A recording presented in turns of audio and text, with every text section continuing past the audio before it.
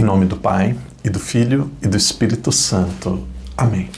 Queridos irmãos e irmãs, sejam muito bem-vindos hoje para o 25º dia. Se você nos acompanha desde o primeiro dia do ano, nós estamos hoje no dia 25 de janeiro. Com muita fé e confiança, rezemos juntos.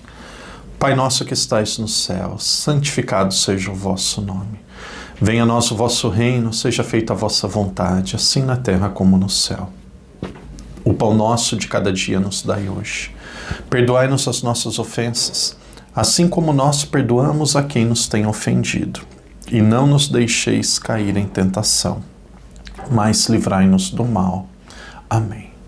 Ave Maria, cheia de graça, o Senhor é convosco. Bendita sois vós entre as mulheres, e bendito é o fruto do vosso ventre, Jesus.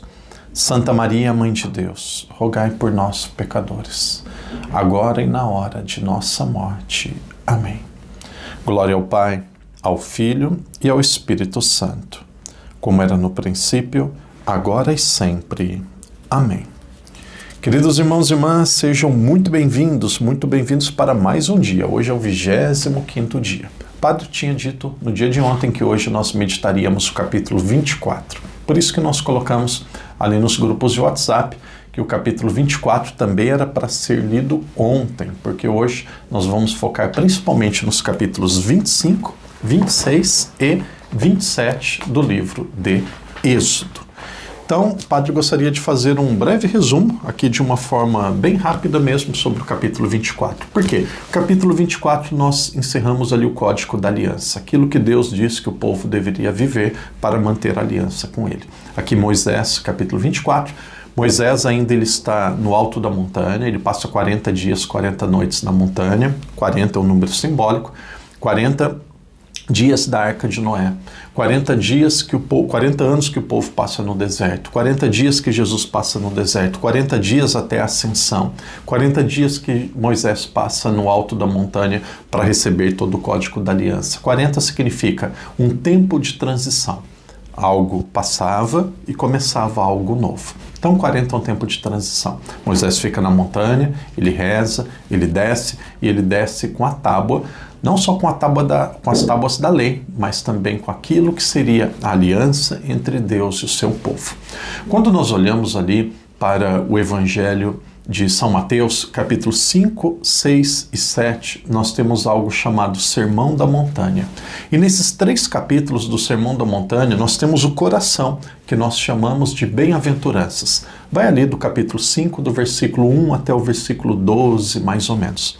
Quando nós olhamos para o livro de Êxodo, nós temos aqui também aquilo que chamamos de Código da Aliança, que é os capítulos de 19 até o capítulo 24, mas temos o coração desse Código da Aliança, que é os 10 mandamentos, que é o Decálogo. E aí nós podemos ver aqui um paralelismo muito grande, a intenção de São Mateus mostrar que aquilo que Moisés realizou, depois Jesus realiza de uma forma muito maior. Então, com o capítulo 24, nós encerramos aqui a segunda parte do livro de Êxodo, a parte do Código da Aliança, a parte daquilo que Deus pediu para o povo viver. Lembramos que do capítulo 1 ao capítulo 18, temos a fuga do povo do Egito.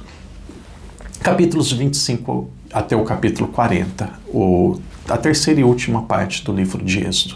Deus, ele queria que o povo tivesse um santuário, um templo, um local sagrado para se encontrar com ele. E nesse santuário, nesse templo, quem iria entrar seria apenas Moisés. Nós estamos ainda no deserto. A maior parte do deserto, às vezes as pessoas pensam assim: o povo passou 40 anos no deserto, os 40 anos caminhando. Não. A maior parte desse tempo eles viviam parados.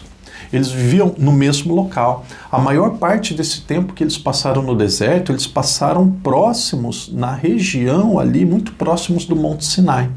Então, teve tempo para agricultura, teve tempo para cultivo da terra, ali teve tempo para acontecer muita coisa. Não foi 40 anos, às vezes a gente pensa, o povo ficou 40 anos no deserto, ficou caminhando todo dia e sem parar, caminhava de dia, dormia à noite, já caminhava mais um pouco. Não, a maior parte desse tempo povo, ele passou no mesmo lugar, passou ali perto do Sinai. Então Deus, ele tinha o desejo que o povo tivesse um templo, um local santo. E às vezes descia sobre esse templo, esse local santo, que a gente chama de tabernáculo. O que é o tabernáculo? O tabernáculo é a antecipação, a prefiguração daquilo que depois seria o templo. Quando nós vamos a Jerusalém, muitos já viram pela televisão, tem uma grande muralha ali, onde o povo coloca ali nas frestas daquele muro, colocam seus pedidos. O que é aquilo? Aquilo é a parte que sobrou do templo antigo, que foi construído depois do exílio e foi destruído pelo Império Romano no ano 70 depois de Cristo. Então o povo tinha um templo que foi construído por Salomão, ali mais ou menos ano 980. Depois tem um templo que foi construído ali pelo ano 450, mais ou menos, o segundo templo ali em Neemias, Esdras, ali também antes de Jesus. E aí depois os babilônicos destruíram o primeiro, os romanos destruíram o segundo. E aí tem apenas essa parede principal. Então antes do povo ter o templo, eles tinham como se fosse um mini templo, como se fosse, e o termo é esse, eles tinham um tabernáculo, um local sagrado que era ambulante. Então o povo ia caminhando em direção a Caná da Galileia, a terra prometida, e aquela tenda da aliança, onde tinha como parte principal o Santo dos Santos, que era onde era guardado os 10 mandamentos, ia na frente e o povo caminhava junto. E tinha alguns momentos que era como se fosse uma nuvem que descia sobre a tenda da aliança, o povo parava, Moisés entrava, rezava e dialogava com Deus. O que significa a nuvem? A nuvem é um símbolo do Espírito Santo. O Espírito Santo sempre existiu. O Espírito Santo ele aparece de forma mais intensa na história da humanidade na Bíblia depois de Pentecostes, mas ali no Antigo Testamento já havia o Espírito Santo. Então o Espírito Santo é como se descia sobre Moisés. O Espírito Santo tem o símbolo da pomba, mas também o símbolo da nuvem. Então o Espírito Santo descia, Moisés se encontrava com Deus, depois a nuvem subia e o povo continuava caminhando. Quando a nuvem descia, a tenda parava, Moisés rezava, ouvia a voz de Deus e aí depois a nuvem subia, o povo continuava caminhando. Era assim que o povo passou grande parte no deserto. É assim que Deus foi conduzindo o povo. Então veja bem, depois da aliança, Deus queria que fosse feito um santuário. Deus queria que fosse feito um templo, aquilo seria ambulante, aquilo ia caminhando, principalmente a parte central, que tinha a Arca da Aliança, enquanto o povo andava. Feito esse resumo, aqui nos capítulos 25, 26 e 27, nós vamos ver como que foi feito esse santuário, esse tabernáculo, essa tenda da aliança. Deus pediu que fosse coletado ouro, prata, bronze, que cada um desse aquilo que precisava dar, aquilo que eles tinham. Depois nós vamos ver, amanhã possivelmente, chegou um momento, já tinha tanta coleta, tinha tanto ouro, tinha tanta coisa, que já era o momento de parar. Moisés disse, não precisem doar mais, porque já temos mais do que o suficiente. Aos poucos, Deus vai revelando como que deveria ser aquela tenda da aliança, como que deveria ser aquela arca. Então aqui nós temos a partir do capítulo 15, a partir do capítulo 25, como que deveria ser a arca. Vocês se recordam que alguns dias atrás o padre dizia assim para vocês. Capítulo 20, versículo 4. Não farás imagens de nada do que está no céu, na terra e no mar. E aí eu falava, daqui a pouco a gente vai ver Deus pedindo para fazer imagem de querubins. Pode aguardar aí. Aguenta, não saia da Igreja Católica, depois o padre vai voltar nesse assunto. E aí hoje nós vamos voltar nesse assunto como foi prometido. Capítulo 25, se você tem a sua Bíblia, vamos lá no versículo 18. Pega um pouquinho antes, 17. Farás também um propiciatório de ouro puro, com 2 côvados e meio de comprimento e 1 côvado e meio de largura. E aí vai. Farás 2 querubins de ouro batidos farás, nas 2 extremidades do propiciatório. Faz-me um dos querubins numa extremidade e o outro na outra. Farás os querubins formando um só corpo com o propiciatório nas 2 extremidades. Os querubins terão as asas estendidas para cima e protegerão o propiciatório com suas asas, um voltado para o outro. As faces dos querubins estarão voltados para o propiciatório. Porás o propiciatório em cima da arca, e depois dela porás o tabernáculo que eu te darei. Ali virei a ti e, de cima do propiciatório, do meio dos 2 querubins que estão sobre a arca do testemunho, falarei contigo acerca de tudo o que eu te ordenar para os israelitas. Por cima, vamos ver quantas vezes aparece querubim aqui por cima. 1, 2, 3, 4, 5, no mínimo 6 vezes. Será que teve engano? Ali Deus fala, não façam imagem de nada que está no céu, na terra e no mar. O querubim está no céu, e aqui manda fazer imagem de querubim. Se vocês vão um pouco adiante, capítulo 26, versículo 1, começo do capítulo 26. Farás habitação com 10 cortinas de linho fino, retorcido, púrpura violeta, púrpura escandarte e carmesim. Tu as farás com querubim bordado. Puxa, de novo, querubim. Vamos adiante, capítulo ainda 26, versículo 31. Farás também um véu de púrpura violeta e escarlate, carmesim e linho fino, retorcido. Farás nele um bordado com figuras de querubim. Veja, de novo. E aí depois a parte principal, aquela que eu gravei. Aqui é o Santo dos Santos, a parte central do tabernáculo, da tenda da aliança, versículo 33. Pendurarás o véu debaixo dos colchetes e trarás para lá, de dentro do véu, a arca do testemunho. O véu vos servirá de separação entre o santo e o santo dos santos. Santo dos santos era o local sagrado, onde apenas uma vez por ano o sacerdote, que era da tribo de Levi, poderia entrar. Porás o propiciatório sobre a arca do testemunho, no santo dos santos. E aí o texto vai continuando, nós temos ainda o capítulo 27. Então, aparece várias vezes. Quando nós falamos de imagem, vamos falar um pouco sobre imagem, depois a gente volta na tenda da aliança, a tenda da habitação, o tabernáculo, e nós encerramos. Vamos falar um pouco sobre esses dois temas. Quando a gente fala sobre imagens, muitas vezes é até difícil de explicar, porque acontece aquela guerra, pegando recortes. Veja esse versículo, aí o outro mostra outro versículo, então fica uma briga de recortes bíblicos. O que nós estamos fazendo? Levou 25 dias para nós entendermos de fato a questão das imagens. Por quê? Porque aqui não tem nenhum recorte. Ninguém pode dizer que está fora do contexto. Nós começamos em Gênesis capítulo 1 e hoje nós estamos em Êxodo capítulo 27. Não teve nenhum recorte. O que Deus está fazendo? O padre repetiu várias vezes daqui quando chegar no último dia do Pentateuco. O Pentateuco vai terminar ali no final de fevereiro. O padre vai dizer isso. O Pentateuco nos mostra que Deus ele queria formar um povo. E para isso ele vai dando identidade de um povo. O que significa identidade? Identidade é a marca. Identidade são as características. Identidade é a marca. Toda marca de telefone, de tudo, tem um símbolo. Aquilo é a identidade. O católico tem uma identidade, senão da cruz é parte da nossa identidade.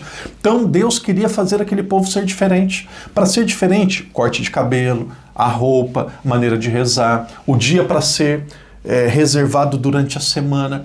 E aqui aparece várias vezes: não aceitais os deuses pagãos, não adorais nenhum deus fundido de ouro, de metal. Aparece várias vezes. Será que Deus Javé estava falando das imagens dos santos que os católicos teriam no ano 2024, 2025, 2030? Não estava. Ali não tinha nem imagem de santos. Ali o que Deus está querendo dizer? Que existe um Deus, que é Javé. Que eles não podiam adorar nenhum outro Deus, que era só Javé. Os outros povos, nós vamos ver isso no capítulo 32, tinham o costume de fazer animais para ser adorados. Eles faziam até um bezerro, capítulo 32. Então, meu Deus, às vezes eu não sei se falta honestidade ou se falta conhecimento. Ou se é maldade pura mesmo. Porque a Bíblia não está falando contra imagem de santo. Porque se estivesse falando contra imagem de santo, por que pediu para fazer querubim? Então não é para decorar versículo, não é para decorar nada. Entenda a lógica. Eles estão diante da formação da identidade de um povo, onde precisa ser diferente dos outros povos. Se precisa ser diferente, tem que fazer algo que os outros povos não fazem. Ou deixar de fazer algo que eles fazem. Então eles adoravam Eles adoravam objetos que eram deuses para eles. Adoravam bezerro, adorava a lua, adorava o sol, adorava o macaquinho, adorava a cadeira, adorava tudo que eles viam e faziam aquilo como se fossem símbolos sagrados. E aí Deus diz, não adorais imagem nenhuma. Não adorais imagem nenhuma. Por quê? Porque isso daqui não é um comportamento de vocês. Vocês devem venerar, devem respeitar o tabernáculo, a tenda da aliança. Então aqui não está falando para não ter imagem. Se fosse o desejo de Deus que eles não tivessem nenhuma imagem, Deus não pediria para fazer anjos. Deus não pediria depois para ser pintado as paredes, com também imagens de anjos, até de outros animais, a parede do templo. Então o problema não são as imagens católicas, o problema é a adoração de deuses pagãos. Viu? Demorou 25 dias para a gente entender e não ficar dúvida. Que maldade! Se uma pessoa disse assim, vocês católicos exageram na maneira que vocês tratam os santos. Opa, vamos conversar? Vamos conversar? Pode ser que exageramos mesmo. Vamos conversar? Vamos sentar, vamos conversar? Ensinar o povo a ler mais a Bíblia, ensinar o povo a fazer mais adoração ao Santíssimo, ensinar para as pessoas que Deus está acima dos santos, a gente pode conversar. Agora, falar que não pode fazer imagem, não fica de palhaçada, né? Não fica de palhaçada. Pastor, às vezes, que palhaçada que é essa? Que palhaçada que é essa? Está brincando com a Bíblia? Está chamando o povo de idiota? Chamando o povo de estúpido? Estúpido. Que não pode fazer imagem? Porque se não pudesse fazer imagem, Gênesis 1, 26, faça o ser humano a nossa imagem e semelhança. Deus, ele manda fazer, ele fala para não fazer uma coisa, ele mesmo faz. Então, olha, é só ler a Bíblia. Quem está acompanhando isso daqui já está resolvido. Está resolvido. Tinha um padre Mário Maestre, lá de Marabá, no Pará. É só um exemplo. Ele dizia assim, ele falou assim, não dê milho para jumento que não tem fome. Não estou chamando ninguém de jumento, estou dando um exemplo. Ele falou, não dê milho para jumento que não tem fome. O que ele queria dizer com isso? Uma pessoa que não quer, a pessoa não quer adoração, ou ela não quer trabalhar, ou ela não quer se comprometer. Uma pessoa quando não quer, não adianta. Não adianta. Jesus dizia, não dê joia aos porcos. Então tem gente que não quer entender, não gasta tempo. Agora, com quem quiser entender, você vai explicar. O povo estava saindo escravo do Egito. Eles precisavam ser formados por Deus. Ali, antes de sair escravo do Egito, Deus queria formar um povo para ele se manifestar. Então Deus escolhe Abraão, Deus escolhe Isaac, depois Deus escolhe Jacó, e aí existem 2 filhos, então o povo está formado. Mas apenas formar um povo não era suficiente, era preciso dar identidade. Para dar identidade, Deus foi criando, Deus realizou o código da aliança para dizer aquilo que eles deveriam viver, para manter essa aliança e para se distinguir dos outros povos. E aí, em um determinado momento, Deus diz para não fazer imagens de deuses pagãos e não adorar essas imagens. Por quê? Porque os outros faziam. Aqui não está falando de imagem de Santo Antônio. Aqui não está falando de imagem de Nossa Senhora. Por quê? Porque isso não são deuses pagãos. Isso daqui não está no lugar de Deus. Em grego é eidolon, algo para ser colocado no lugar de Deus. Aqui é a adoração de deuses pagãos. Então, espero que esse assunto esteja resolvido. Claro, eu não vou resolver esse assunto porque tem gente que não quer entender e tem gente que ganha muito dinheiro e não entender. Lutero fez um desserviço dividindo aquilo que não era para ser dividido.